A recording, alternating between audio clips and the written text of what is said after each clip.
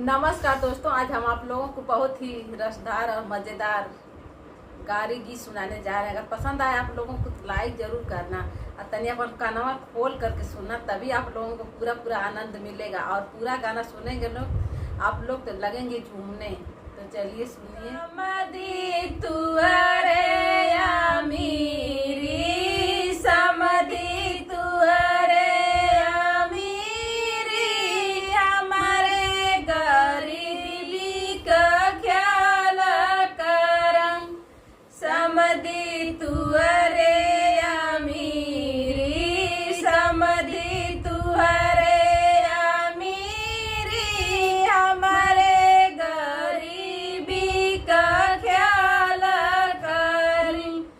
तुअरे महला दू महला, तुअरे महला दू महला, हमारे झोपड़िया का ख्याल करी। तुअरे महला दू महला, तुअरे महला दू महला, हमारे झोपड़िया का ख्याल करी। समधी तुअरे अमीरी, समधी तुअरे अमीरी, हमारे गरीबी का ख्याल करी। समधी तुअरे अमीरी, समधी तुअरे अमीरी, हमारे गरीबी का ख्याल करी। तुअरे हाथिया घोड़ा, तुअरे हाथिया घोड़ा, हमारे सदवा का जाल करी। तुअरे हाथिया घोड़ा, तुअरे हाथिया घोड़ा, हमारे गदहवा का ख्याल करी।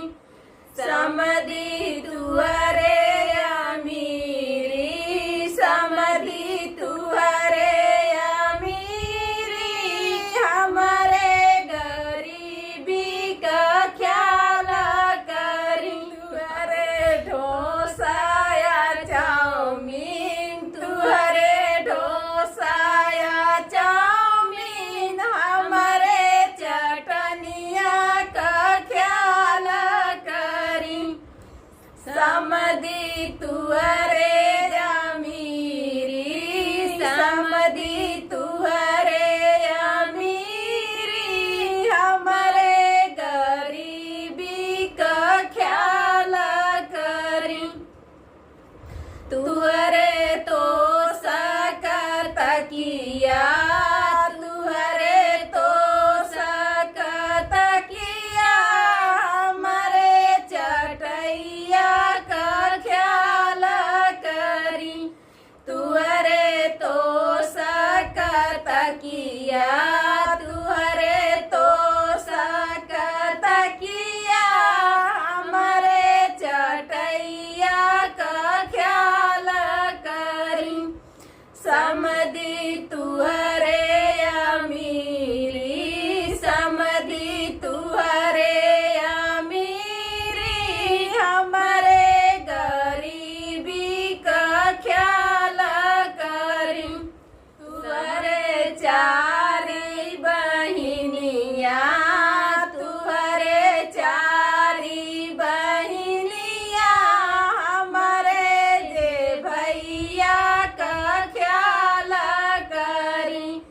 तुअरे चारी बहिनिया, तुअरे चारी बहिनिया, हमारे जे भैया का ख्याल करी।